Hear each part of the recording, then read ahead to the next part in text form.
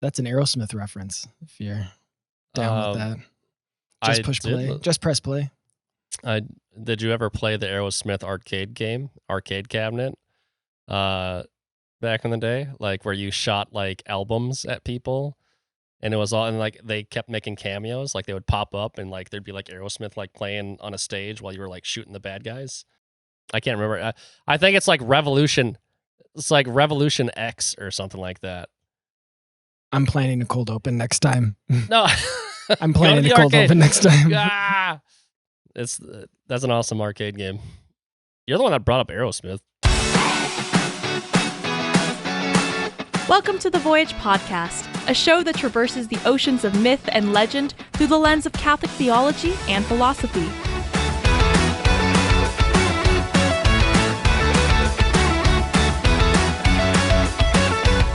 Come aboard as we set sail in pursuit of the heroic life and Christian virtue, with your hosts, Mike Schramm and Jacob Platty. Anyway, so I want to tell you... Start your episode. Let's get this Telos party as started. old as time. Let me tell you a Telos as old as time. Wow. We're going to talk about... But is it as old as rhyme? Well, that's a Real song question. as old as rhyme. So it's... Well, Tales It's a song as old as rhyme. You know what? I'm sorry I don't watch Beauty and the Beast as much as you do, Mike. I actually really do like that movie. I can't even. Yeah, I was gonna say, it's like, are you gonna like? It's a Yeah, you're gonna classic. like knock on it? Academy Award winning. I think it won the Academy Award. I think it might be. Yeah, one I of the can't only remember if it won or was nominated, but yeah. Yeah, that's a good one. Anyway, What so what I wanted the remake, to first, the live action remake. I mean, I could take it or leave it. It's the Yeah, original it was is the kinda only meh. one that I like. Right. Yeah, I mean, it's it's like all the live action remakes. They're all just unnecessary. They're superfluous. Like, what do they add to the experience? I will actually the Jungle Book live action. I'll give that one a pass. The Jungle Book live action. It's because you're such a Jon Favreau fanboy. I mean, after Mandalorian, I'm not so sure anymore, Mike. But no, it's a great, just a marvel, like a visual marvel as such. You know, bringing those animals to life. But they also bring in more from the original Jungle Book. In other words, it's an adaptation. They try to bring more of the book. Yeah, in. they actually have more of the book in there than the original Disney animation. So there's a couple reasons why that one's actually pretty good. So just to circle back to my really clever pun, I said it's a Telos as old as time, because what we're actually going to be talking about, and we're going to relate it to stories. So we'll talk about, because one of the big things that a lot of people will talk about with their favorite movies or TV shows or novels too, but is if it had this big, not just twist ending, but satisfying ending.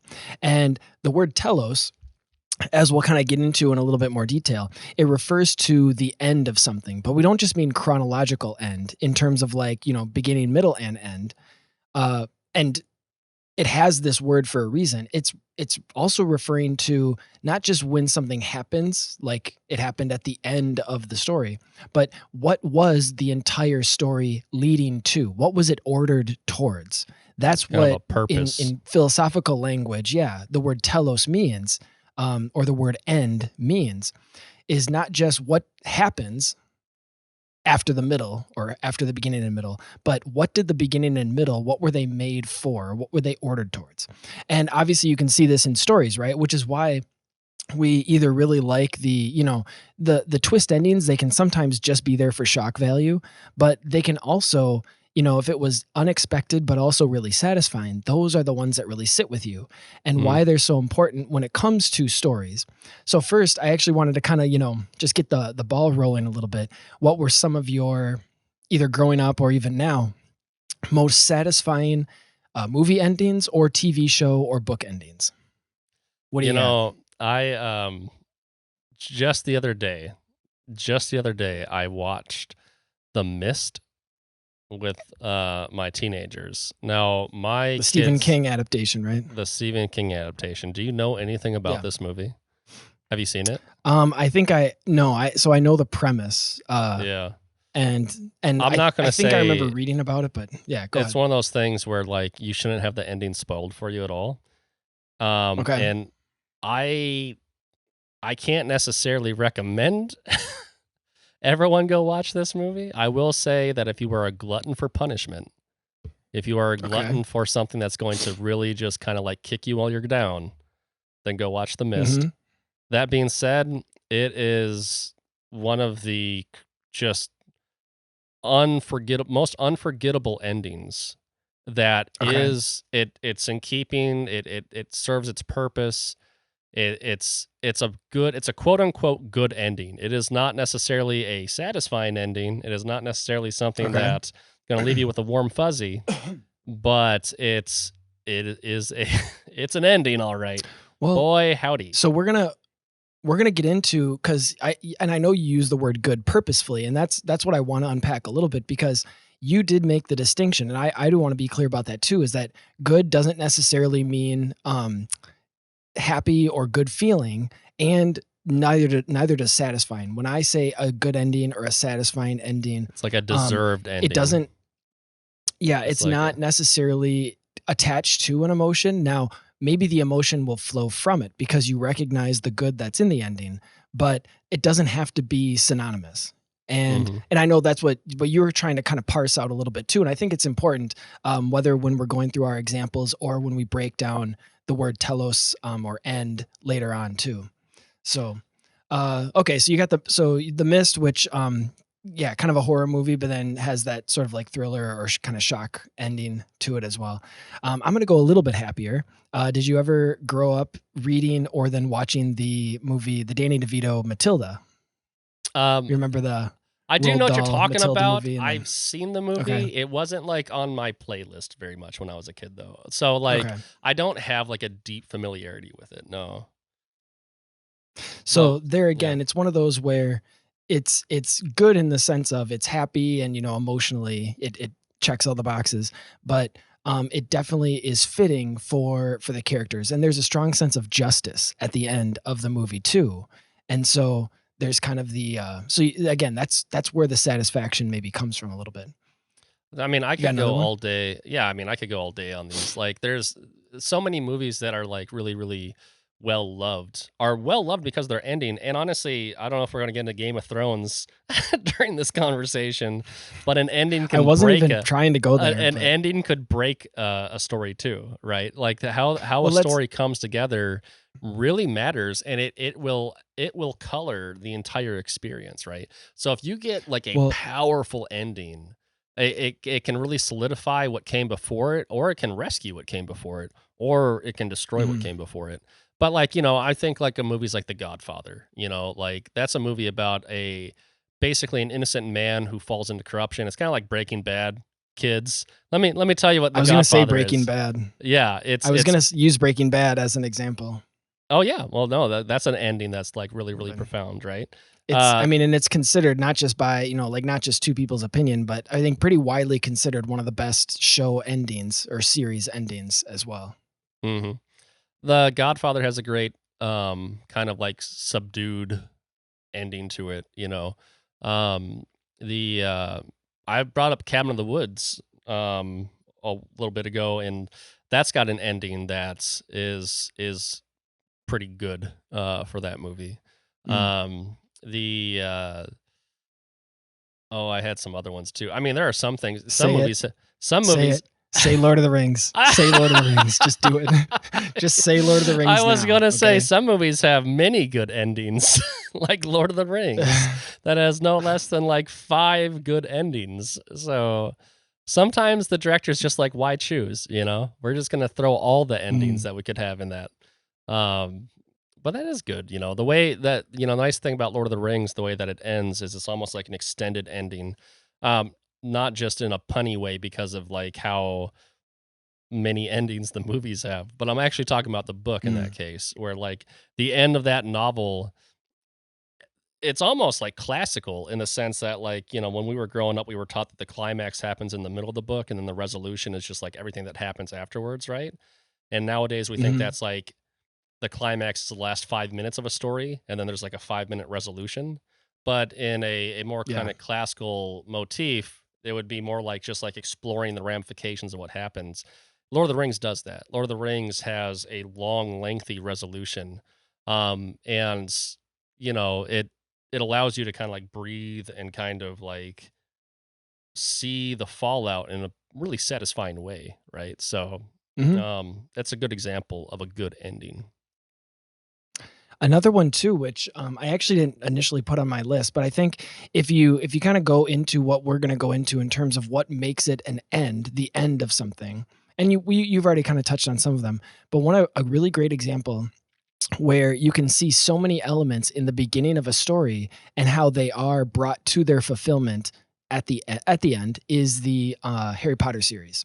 If you Oh look in, yeah. so much of book one, which you have to think that if book one had not been successful, then 2 through 7 would have never come out, and so she had, Rowling not only had to make book one good enough on its own to become popular on its own, but also to have all of these little things planted in there that would eventually come to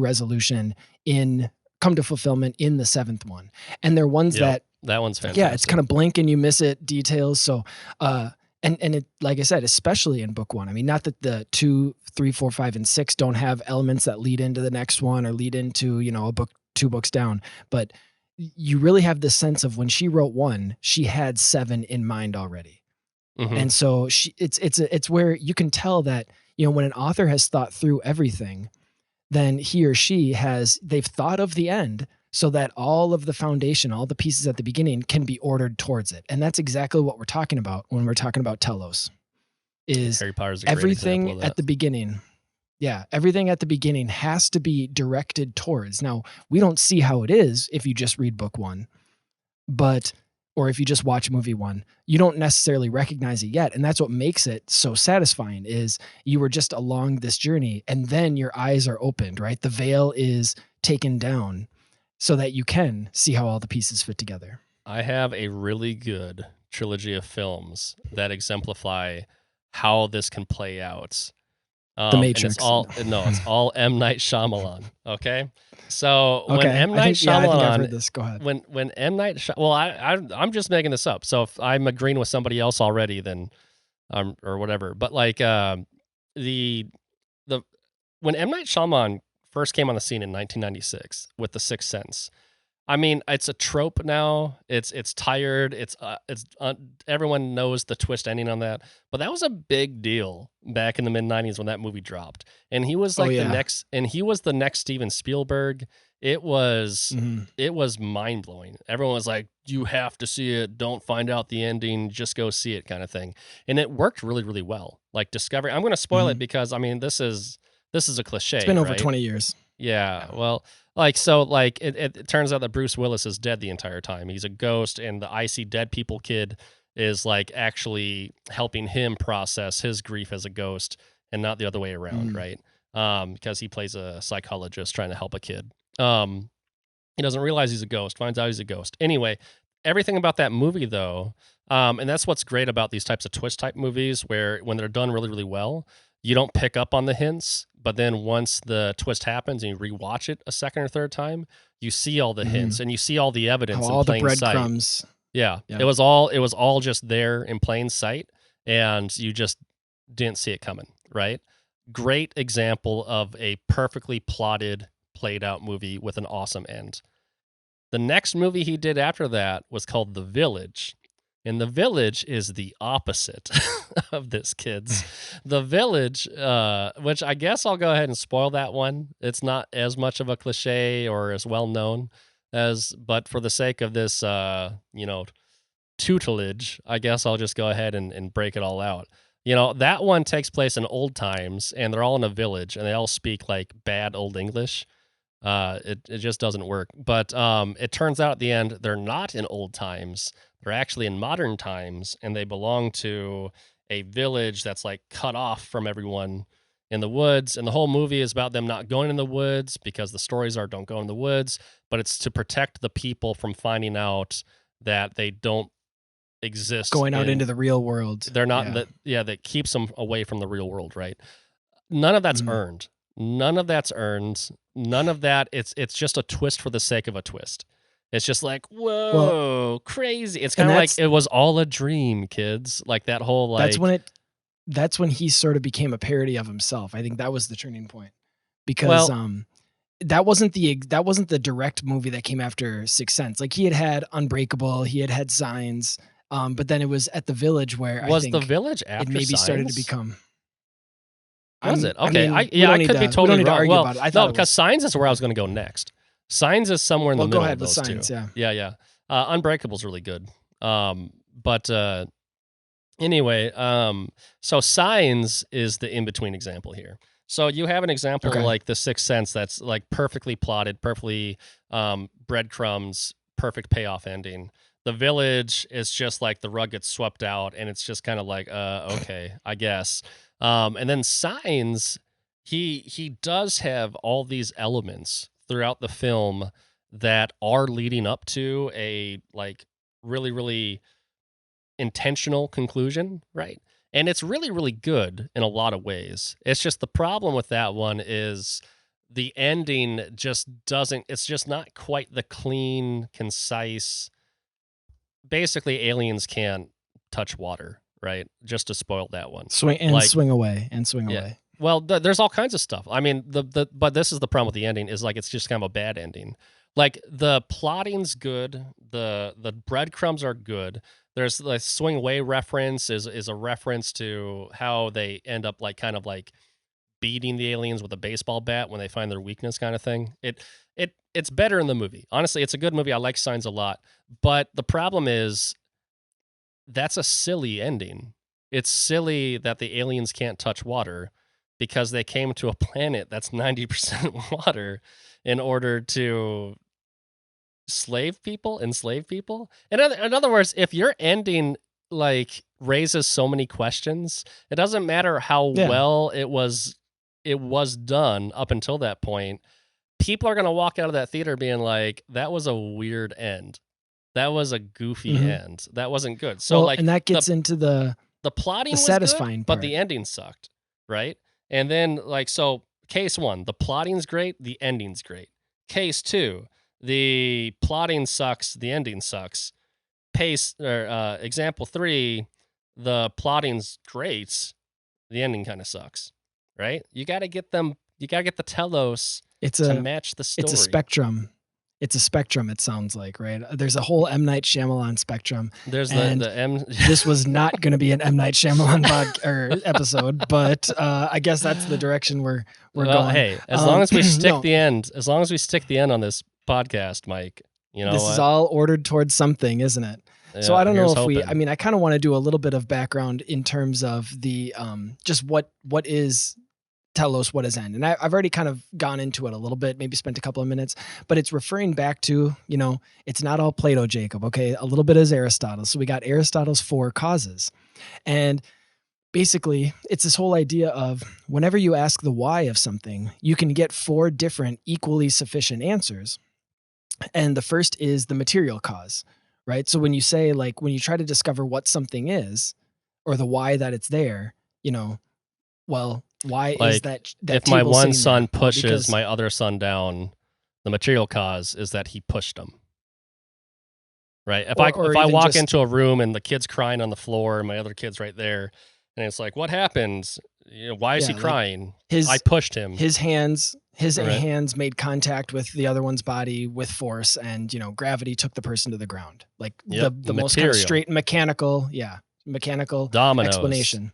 The formal then is asking the not just what is it made of, but what is it? And you could say in what shape it is or what configuration that contributes to the form. That's not all that a form is, but we can look at 2 pieces of wood in a room and say one is a table and one is a chair, based in large part, because they can both be made of wood, but based in large part because of their form.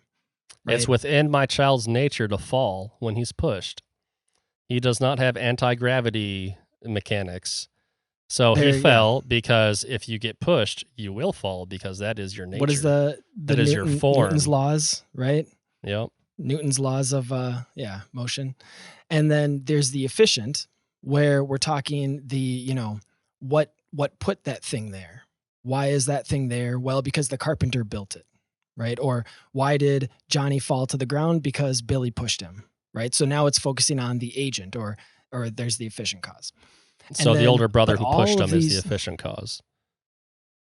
Now, the all three of these are all ordered towards this final cause. So going back into any of those examples, when I try to build, a table out of wood and not marshmallow, it's because of the final cause of a table, which is to stand upright and to hold things on it. Wood is going to do a better job than marshmallow is, because I build it in a certain shape with a flat surface and not a pyramid surface. That's going to serve its final cause of holding stuff on top of it so that it doesn't fall down. Or And my son pushed the other kid because he wants the toy the kid had, or he wants to beat him to getting a toy. So, or the other kid pushed him first, right? Or the other kid pushed him first, or something like that. Yeah. Why did it happen? Because of this type of end results. So all three of those, and I say this, I do it like this on purpose, is because everything else, the first three, you can answer a lot of questions by those first three. And go back to our example of a story. You can answer a lot of questions about a story with the material, the formal, and the efficient cause, right? You can almost say like the formal cause is like the genre. Is it a horror movie? Is it an action movie? Is it a comedy? The material, right? You're not just dealing with like what is film made of. We're talking, the actors and actresses. We're talking about the script, the setting, whatever. But they all are ordered towards this end. Would the efficient cause in that analogy be like I don't know, like the producers or something like that? I don't know. Like or if you want to say the person who kind of brings it all together to like put it into a structure, into a narrative structure, right? So if I'm the director and I'm saying this act is going to happen before this one, or this scene is going to happen before this one, and I'm doing that with a purpose, right? I want to show the audience that you open the briefcase and the light comes out, right? To make it important to the audience, because I have something in mind at the end of the movie. You know what I'm referencing, by the way? Yeah. That's a Pulp Fiction reference. I was thinking about making that joke because it was such an obvious reference that I was going to joke about it. But then you had to ask me. And then you had to ask me if I actually got the reference. Come on, Mike. Jeez. I was going to say, we've never What? talked Tarantino movies. We always I don't think we've ever talked about any Tarantino movies. So and this is a podcast about, Telos and good ends. Kill Bill would be a very good 2-part movie series that raises a lot of these like purposeful endings and things like that. It has a really good ending to it and things like that. I mean, but I think Tarantino, just because, and people look at his movies, his films, right, as very artfully made. I think he incorporates a lot of these things, whether it's on purpose or accident. I'm not saying that he's thinking of Aristotle when he, makes his movie, but he's definitely thinking of every part in his story is going to serve the end, right? Even if it's nothing more than just to misdirect you. No, even if it's not real. All right, so let's just go there because this is fascinating. I think it's worth it. He has made more than one film now that are historical epics based in history where he ignores history. He just ignores. We all know. He's a myth maker. Yeah. Well, so, Inglourious Bastards is one. And the other Once Upon a Time in Hollywood. Yeah. And in both cases, he ignores the historical truth in order to give an ending that is better. He wants to give a better ending that serves the purpose of the story and serves a satisfaction within his audience that is better than what happened in real life. And he does it, like you said, because he himself is like, I make myths, I make stories. I don't need to pay attention to how Hitler goes out. I can make it up. And you know what? He's not a slave to this brutal historicism. Yeah. Exactly. Yeah, I'm going to give a better ending. I'm going to give the ending that I want to see, right? And usually is thematically satisfying to the context of the story that he's created. So both those films are fascinating. I mean, honestly, the first time I saw Inglourious Bastards and the way that movie ends, I was like, you can do that? Like, I didn't see it coming. I didn't know Okay. that you could just ignore history. Like, Yeah. you know, like you can just like, and we're all going to be okay with that. It's like, yeah, I guess we are going to be okay with that. Like, all right, you know, golf clap. Like, yeah, that's how it Well, should that's have just ended. it. Or Yeah, how and it should have ended. That YouTube channel, oh Hishi, how yeah, it should have ended. Dude, yeah. those No, are no, hilarious videos. Well done, yeah. Hishi, how it should have ended Well, channel. and there again, that whole mindset can exist because our minds are ordered towards, right? Whether we like it or not, whether we realize it or not, they're ordered towards this telos. They're ordered towards this. And now we can disagree about what's more or less satisfying or why my satisfying ending is better than your satisfying ending or whatever. But that doesn't deny that there is this objective standard of end itself, right? Now, again, to some degree, because I make up stories and you make up stories, there is that subjective element, but it flows from the objective reality that a story is ordered towards, right? A satisfying end, and I mean satisfying in the purest sense of the term. And where does that come from, or how does that relate to God, right? Now, we talked about Aristotle, we talked about the four causes, but there are two, I think, pretty interesting and pretty overt references to revealed theology, to Christian theology, that I kind of wanted to go over. Is that all right with you, Jacob? Oh, I guess I'll allow it. It serves the end. So Mhm. I actually just came across this recently. I was reading now it was by a Western Catholic theologian, Jacob, but it was on deification and grace. Deification Ooh. and grace. Daniel Keating. And he was going into Matthew 5:48, which is the line that Jesus says, "Be perfect as your heavenly Father is perfect." And if you're just taking a kind of modern understanding of the word perfect, that can be a very anxiety provoking verse. You're like, wait a Yeah, you second, think I have to get moral. 10 You out of think 10 like on. moral perfection, right? Like that's kind Yeah, of like, or yeah. it can create the scrupulosity is a word, and so but actually I guess, and like I said, this is taking off of, I'm not a Greek expert, I didn't go, but the word perfect is teleoi, which is where we get the word teleos. And so when he says be perfect as your heavenly Father is perfect, he's saying it in terms of be ordered towards the end, be ordered towards the kind of the goal that you were made for. And so there again, it's not just a comforting verse in the sense of like, oh, good, I don't have to get 10 out of 10 on all my quizzes anymore, or I don't have to worry about, making a mistake.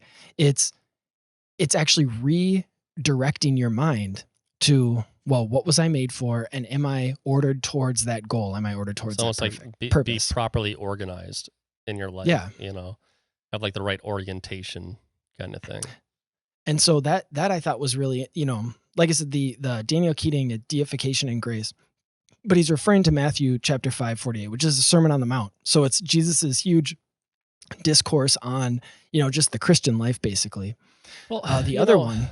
Oh yeah, go ahead. I'll just quick comment on that. Like, I say this to my kids fairly frequently because I have kids that are getting old enough now where, 16, I have a 16 and a 15-year-old, and 18's right around the corner. College is potentially right around the corner, and they have a lot of anxiety. They have a lot of anxiety about the future of their life. And I don't think it's just them. I think it's like this whole generation lives in a weird time, where social media has made everyone like real mimetic and competitive with each other, and not just like in a kind of like superficial sports competition way, but in like, I need my life to look good.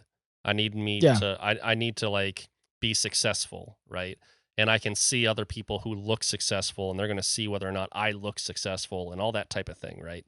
But then also you have like a lot of like automation happening, a lot of like turmoil, and then a lot of these kids, they just don't really have, the same idea. Like, I'm going to grow up and be an astronaut.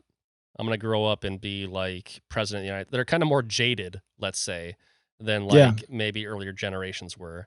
And they have this like sinking feeling where it's like, I don't know what I want to be. I don't know what I'm supposed to be. I don't know like what's going to make me successful in life. They just have all this anxiety about that, right? And I see it in my kids, and I see it in their friends. And honestly, I just keep telling my kids, those are all details that will sort themselves out. What you should just have a proper organization to your life, an understanding of your relationship to God, and an understanding of your relationship to your community, like where you live and your family, right? As long as you are properly oriented towards God and your family and the world around you, what you do as a profession shouldn't be nearly as important as those three things.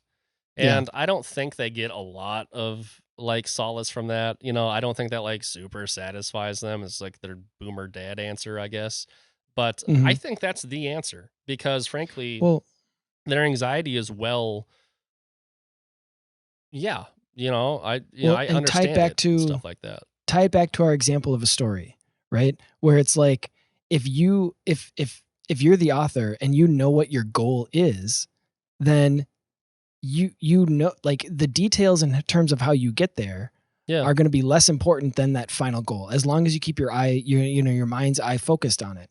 And so Mhm. it's the same thing. I know that, again, we've talked a lot about how this whole like kind of deconstruction and, oh, we're not heroes on a journey and blah blah blah. So it's like there Face up, are forces review that YouTube video. we there are forces trying to deny that. But even if you just said, well, let's just pretend for a second that you are a character and you're in a story, then you are ordered towards an end. And the details that you come along the way, yeah, things can try to thwart you, but ultimately it's pushing you in that direction, Mhm. and Absolutely. I know this is us kind of working through our kids are getting older. Oh, wipe the tear from our eyes. Mine are, I yeah, find it to be. I mean, I think it's yeah. a. It's I cathartic to think talk it's this a. out, isn't it? Well, yeah, no, that's true. Yeah. I was gonna say it's cathartic to understand that, like, whatever. If I lose my job tomorrow, right, that would be a big problem for me and my Um, family. That would not be okay, right? Like, but the larger purpose of my life and the larger end of my life is not the particular job that I work at.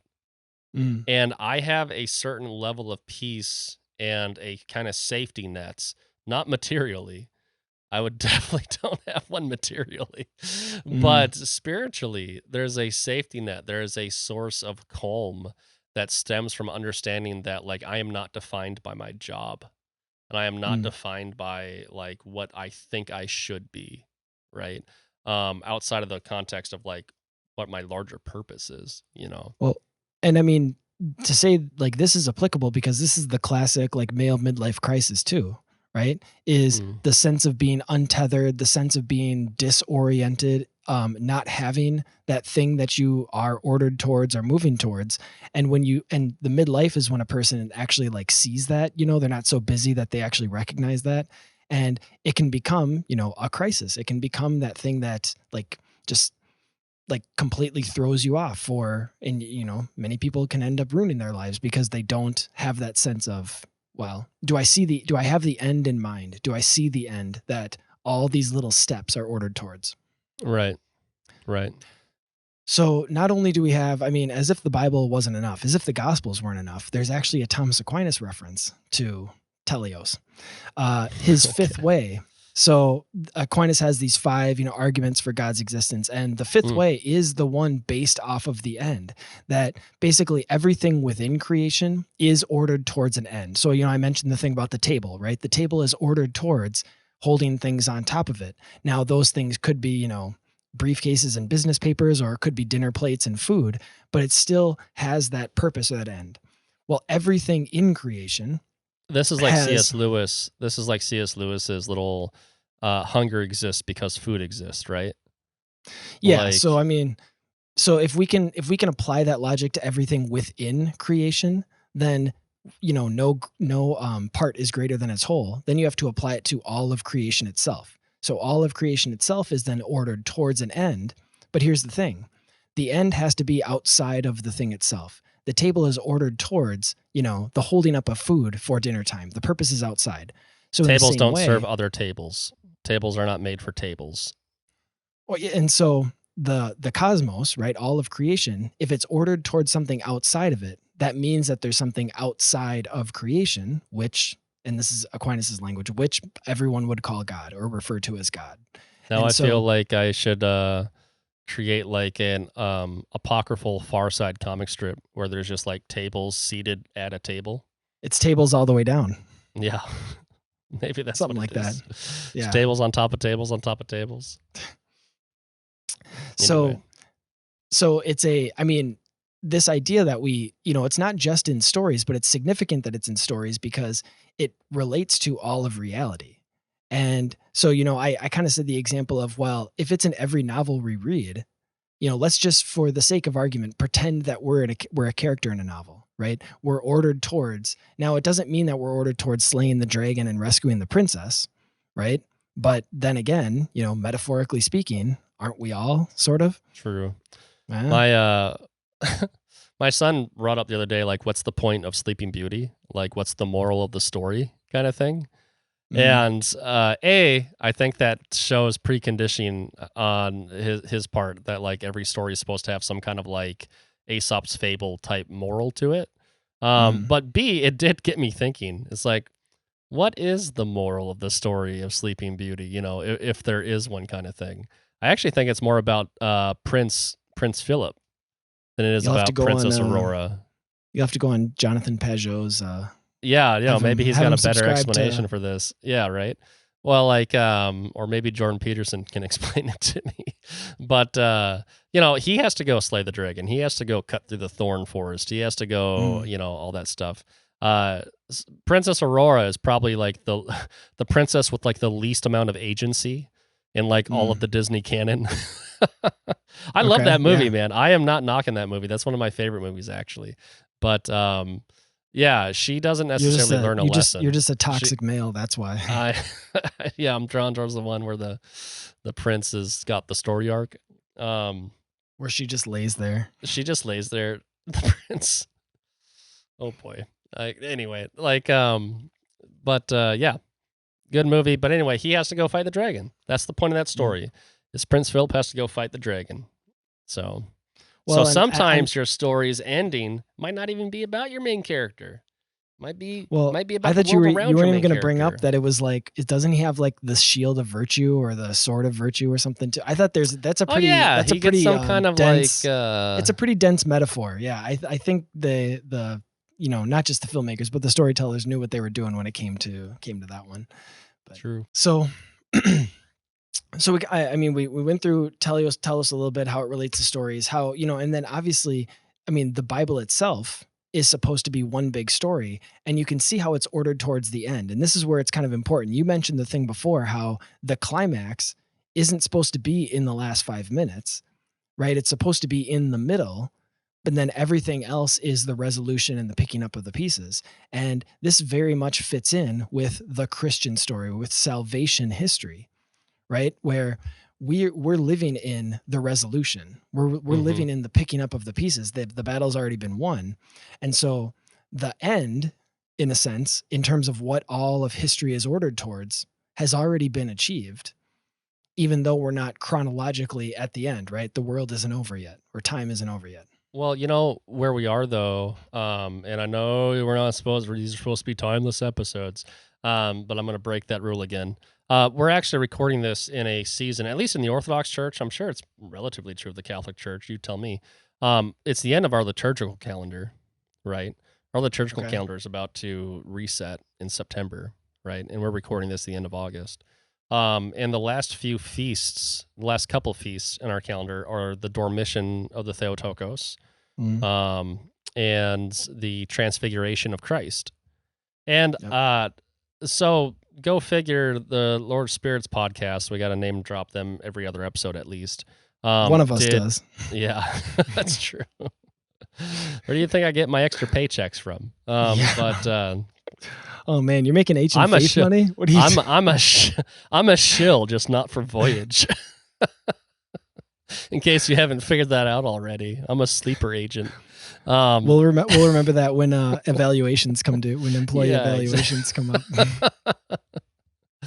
But anyway, they did a episode on the Transfiguration in the context of their End of Time series, because the last few episodes have been about the end, the end of time, right? The apocalypse. And that's so. Just as a quick, I guess, rabbit trail a little bit. That's, I've always had a fascination with the Transfiguration because in the context of the story, it never seemed to quite fit. I was always like, what's the purpose of the transfiguration? Exactly. But it's precisely, and this is why it makes so much sense. I'm not that the, Lord of Spirits needs a pat on the back from me, but it's because it's showing you the end that Peter, James, and John and all of us are ordered towards. And so that's what made it so important, is that they could see, in a sense, their destiny or their end or their purpose, so that they could, because that's what we need to see as we're walking this Christian walk. Well, and to tie it back to some of the things we were talking about when we were talking about like M. Night Shyamalan movies, it's almost like a hint, like you don't understand it in the middle of the story. When Jesus goes through the transfiguration, it's not obvious like why that's there at that time, right? But by the time you get to the end of the story, it all makes sense, right? Or at least once it's kind of properly explained to you anyway. Because I'll be the first to admit that I didn't quite get it. I didn't realize I didn't get it. I just thought it was kind of like an episodic thing that happens, like sometimes the Gospels are just kind of episodic like that. But the Transfiguration is in fact not just arbitrarily random. It actually has a very important place right prior to the move to Jerusalem and the passion that follows and the resurrection that follows that. But also the fact that it ties into the end of human history as such. And it's an example of what the glorified humanity will look like, right? And he's giving that up front to his disciples so that they can hold on to it through all the pain and suffering that's to follow, kind of thing. But what I was actually going to bring up when it came to the Transfiguration stuff and the Dormition fast, and the Feast of the Dormition and things like that in August, I always thought that it was kind of just like weird placement, because normally the liturgical calendar does have this cyclic and kind of like natural storytelling flow where in September, and again, I can only speak for the Orthodox Church, but in September... I'll actually you when you're done. Yeah, go for it, because I'm curious. I actually don't. Our liturgical New Year is a little bit different, so yeah, go ahead. Okay, all right. But it'll start with the big feast that starts the year is the nativity of the Theotokos. So you actually have the story of Mary being born and things like that. And then there is the finding of the true cross, which is a big deal early in the church year. But that's more of like an after gospel history type situation. September 14th, right? That's what it is on the West too. I'm sure. I don't know if it's the 14th or not, but it's somewhere in September. But anyway, it starts with Mary being born, and then it's going to go to Jesus being born, and then it's going to go to Theophany or the baptism of Christ, and then it's going to go to, and like you're following this obvious story. And then like Jesus's crucifixion and resurrection at Pascha, and then Pentecost, and again, we're all chronological. Everything's more or less chronological except for the finding of the true cross, but that's kind of like this historical thing. But you're following the chronology of Mary and Christ, their lives. And then, of course, it ends with Mary dying or Mary being assumed, right? Like the end of Mary's earthly life, right? And that makes sense. And yet there's also the Transfiguration there for us. And I always thought that the placement of the Transfiguration being there, because unlike the true cross being found, which is a historical reason for when that feast is, the Transfiguration, it seemed to me, well, that's based upon the narrative of the gospel. So why is the Transfiguration not sometime in February or something like that?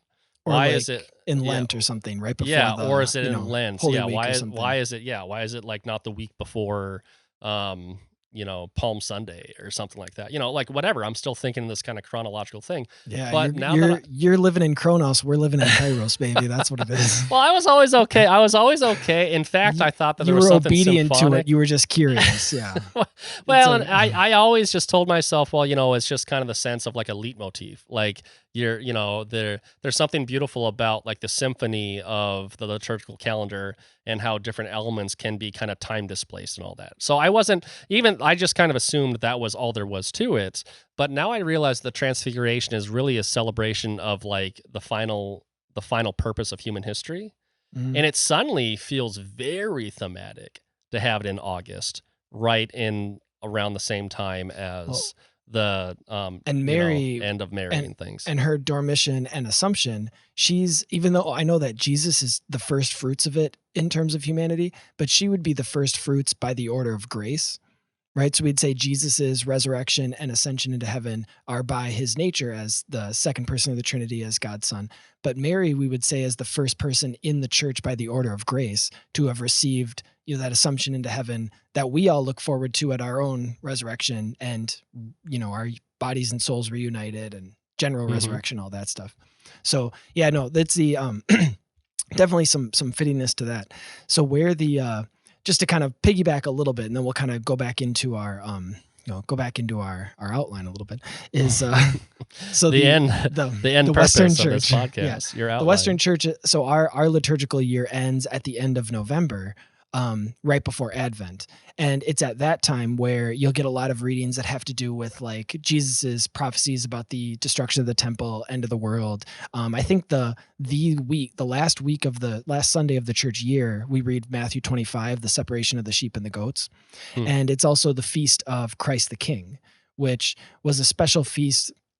I think it was only implemented like maybe 100 years ago. I can't remember which pope it was, if it was Leo the 13th or whatever, but it was kind of in response to a lot of the changing political systems. I think it was even like during the, you know, kind of rise of communism and Marxism and stuff. And it was just reminding everyone to whom we are all subject to whom we are all ordered towards. And that, you know, Jesus Christ is obviously the king of the universe. And so kind of using that as like, this is what our whole church year is ordered towards in terms of this is where it ends. Well, right? Also, I just want to quick note. Subject to that reminds me Christ. of what I was talking about, like the kids, where it's like, you know, you're just talking about it at this like big macro level. And basically the Catholic Church is like, let's remind ourselves, like, no matter what the world looks like, no matter like where your political alliance is, no matter what country you live in, Christ is the king. He's the true Lord. He's the true purpose, right? It's kind of just a macro version of how I try to soothe my kids' fears, you know? Yeah.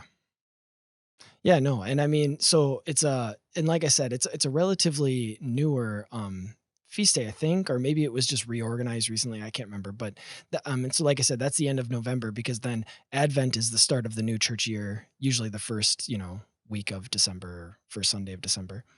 So. Do you guys, I mean, I know this is getting off topic here, but do you guys have a big, you know, formal feast for the, surely Christ the King? Right? No, of the Theotokos' birth and all that. Oh yeah. Like, I mean, like, the birth of the Assumption.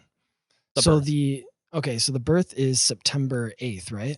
Okay, so it's in the same. It's on the calendar. It's not a solemnity like the Assumption is. So the Assumption is one of the like 5 or 6 holy days of obligation, where even if it's on a Wednesday, you know, Catholics are supposed to go to mass or whatever.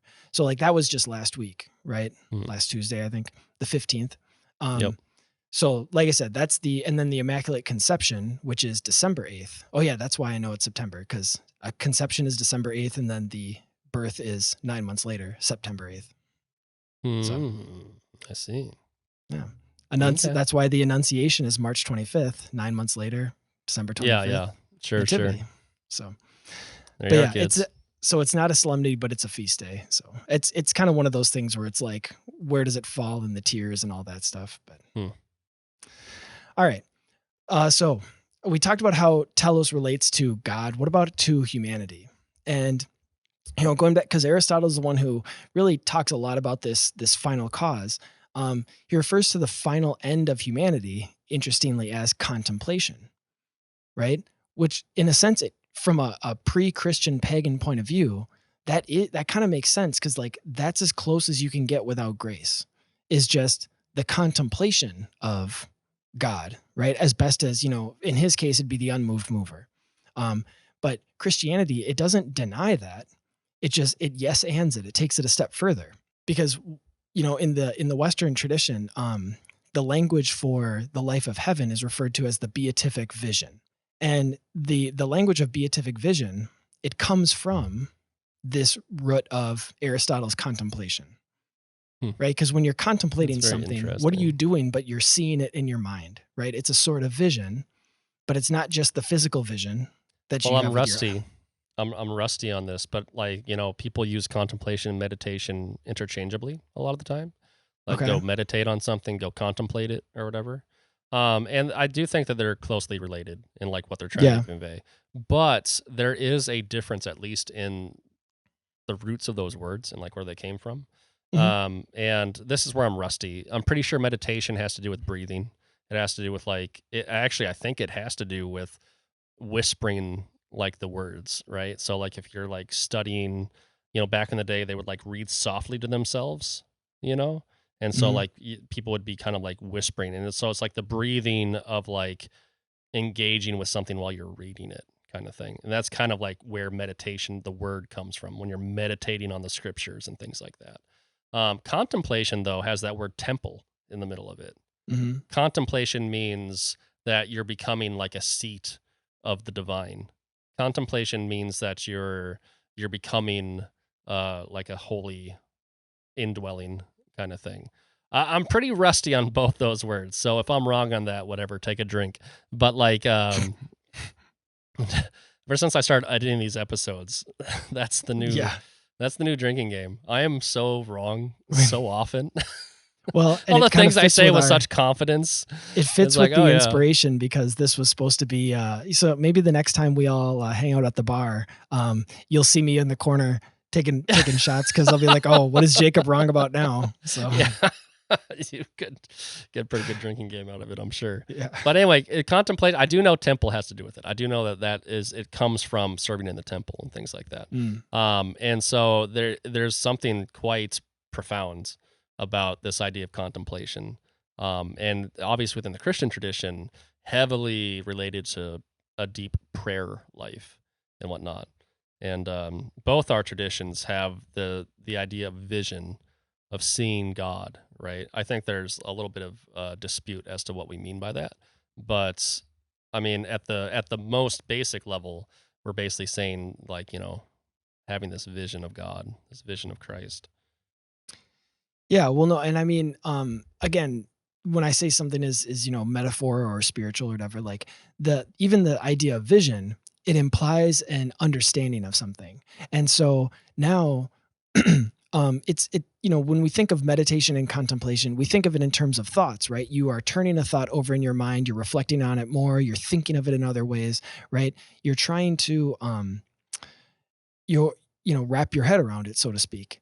But what you're actually doing is you're participating in the truth of that thing, right? The more angles that you can see, or the more facets you can see on that diamond, you're participating in the more extensive beauty that diamond has, or the more angles that you can see, or the more perspectives you can see that novel from. You're seeing the truth from all these different angles. You're participating more fully in it.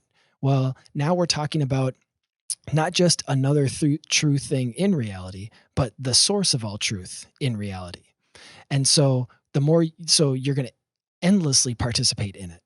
And like I said, if we think of something as holding it in our mind or seeing it with our mind's eye, that's where the vision or contemplation sort of ties in. Mm-hmm. Well, and I mean, what does that mean for us in the world? Like, because I associate that with death, right? Like you get that. I think in most cases in the Catholic Church, like you get that like upon death, right? Like Your kind of life thing. flashes before your eyes, right? Yeah. And it's supposed to be all of those things that brought you to where you were. Well, And so, but then I was talking about like the vision of Christ too. The other potential opportunity is to have a mystical vision of Christ, through like prayer in some monastery somewhere or something like that. But like, can we take a lesson from our purpose in life? And if our purpose in mm, life is to see God, to be a friend of God, to have a vision of Christ, right? We know that one day we'll be like him, right? As St. Paul says. And we'll be able to see him, as he is, or however that's phrased, right? mm. Can we work that into our lives? Can we work that into finding our purpose, you know, as we go about our business, because I'm not in a monastic cell all day just Well, like saying prayers, you know. This is actually where, I'm glad you're bringing that up, Jacob. This is where, I had a when feeling. it comes to, because again, I don't want to be one of those people who like takes himself too seriously when it comes to stories. Like you mentioned Game of Thrones before, and it felt like they got a little heavy-handed when it came to their role as story It was the makers. If you biggest remember those mistake last you ever couple, made. The but biggest anyway, mistake you ever made was bringing that back up, because I had but totally anyway, forgotten. But anyway, so this is actually because when usually when people talk about like how stories train us to live, right? They're thinking primarily in terms of morally, like you are going to be nicer to people because you saw how justice turned out in this character's story, right? Which, I mean, that's perfectly fine and that can work too. But what the more important, I would say more fundamental ways that stories train you is when you see how, when you read good stories and how things have that satisfying ending, because all of these things were put in here for a purpose to serve this final end, it will train you to see your life in that same way. You will understand your life as these little things are here, not just so that I can grit my teeth and bear it and, show off that I went through this tough thing and I walked to school uphill both ways in the snow. It's more, you could see how these events in my life were ordered towards this final end or final cause.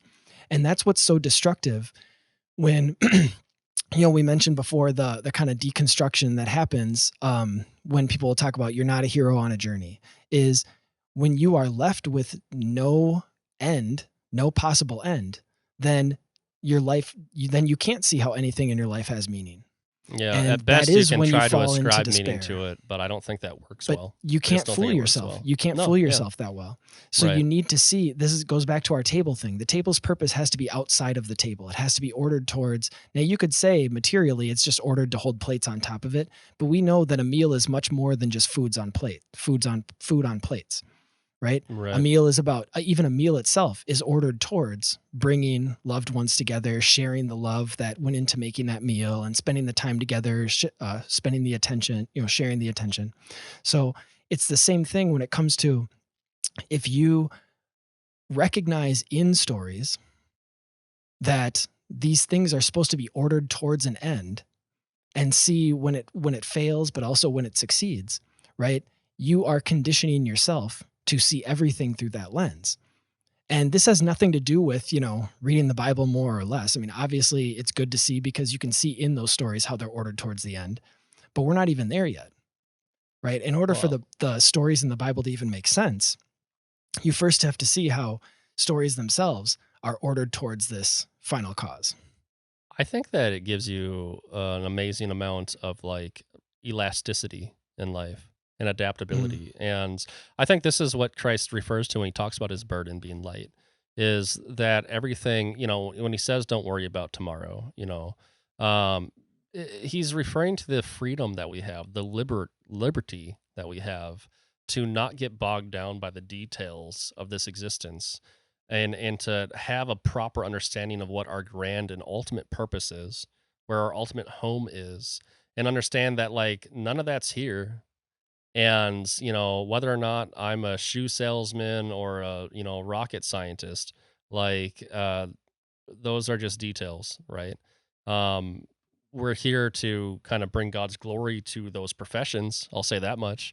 You have the opportunity to bring your purpose into the job that you do, right? And so that's meaningful. That's satisfying, but we're not tethered to anything here. And our sense of failure should only ever be seen in the light of like Christ.